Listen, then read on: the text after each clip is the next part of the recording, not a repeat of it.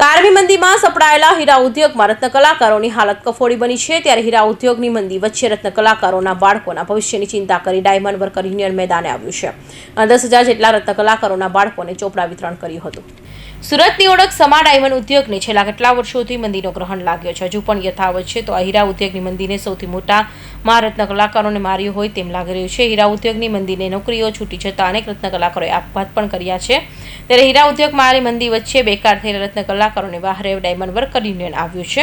સુરતમાં diamond worker union દ્વારા સરદાર સ્મૃતિ ભવનમાં નોટબુક વિતરણનો કાર્યક્રમ યોજાયો હતો, જેમાં 10,000 જેટલા રત્ન કલાકારોના બાળકોને 1 લાખ ચોપડાનું વિતરણ કરાયું હતું, જેમાં કેટલાક વિદ્યાર્થીઓને અભ્યાસ અર્થે પણ સહાય કરાઈ હતી। હાલમાં મંદીના માહોલમાં રત્ન કલાકારોની આર્થિક પરિસ્થિતિ નબળી હોય જેથી બાળકોના અભ્યાસ પર તેની અસર ન પડે તે માટે ડાયમંડ વર્કર યુનિયન સતત પ્રયાસ કરી રહ્યું હોવાનું પણ જણાવ્યું હતું। તો ડાયમંડ વર્કર યુનિયનના ચોપડા વિતરણ કાર્યક્રમમાં હીરા ઉદ્યોગકારોને મોટું પોતાનું યોગદાન આપ્યું હતું।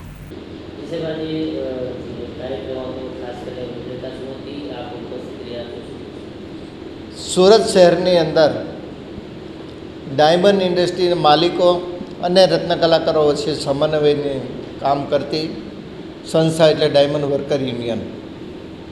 આ ડાયમંડ વર્કર યુનિયન દ્વારા આજે 5મો સન્માન સમારંભનો કાર્યક્રમનું આયોજન કરવામાં આવ્યું હતું અને આ કાર્યક્રમને પાછળનો મેઇન આશય છેલ્લા 3 વર્ષની અંદર મંદીના માહોલના કારણે આ ઇન્ડસ્ટ્રીની અંદર આત્મહત્યાનું પ્રમાણ ખૂબ વધી રહ્યું હતું।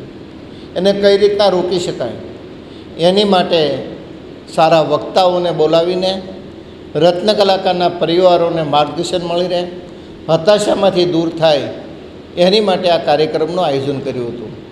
આ કાર્યક્રમ આયોજન કરવા બદલ સંસ્થાના તમામ હોદ્દેદારોને હું ખૂબ અભિનંદન ઇન્ડસ્ટ્રી વતી આપું છું કે આજે એક નવી દિશા સાથે આ કાર્યક્રમનું આયોજન કર્યું છે।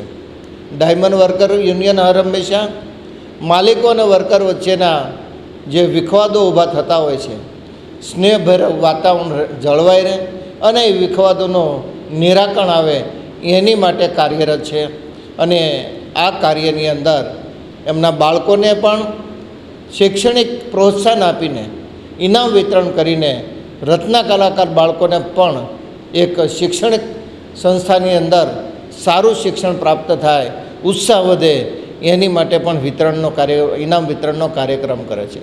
સાથે સાથે નોટબુક વિતરણનો પણ કાર્યક્રમ કરે છે।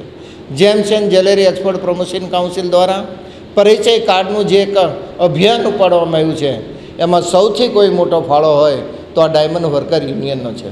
તે બદલ પણ એમને હું ખૂબ અભિનંદન પાઠવું છું। આ કાર્યક્રમની સફળતા બદલ આ યુનિયનના તમામ હોદ્દેદારોને પણ હું ખૂબ અભિનંદન પાઠવું છું।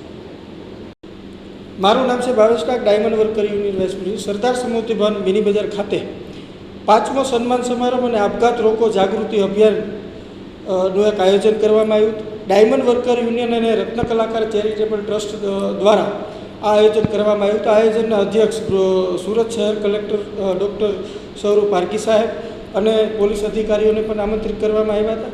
ડાયમંડ વર્કર યુનિયન અને હીરા ઉદ્યોગના ઉદ્યોગકારોના સહયોગથી 10,000 વિદ્યાર્થીઓને 1 લાખ બુક વિતરણ અમે અહીંથી કરવાના છીએ અને આ બુક વિતરણ અમે કરી નાખ્યું છે। અને આપઘાતની અંદર કઈ રીતે લોકોની જાગૃતિ આવે અને આપઘાત કઈ રીતે રોકી શકીએ એ માટે સારા વક્તાઓથી પણ આ આયોજનને સફળ બનાવવા માટે રત્ન કલાકારો અને અમારી જે ટીમ છે એને હું ખૂબ આભાર માનું છું અને આ કાર્યક્રમની ઉપસ્થિત રહેલા તમામ મહેમાનોનો પણ હું ખૂબ આભાર માનું છું।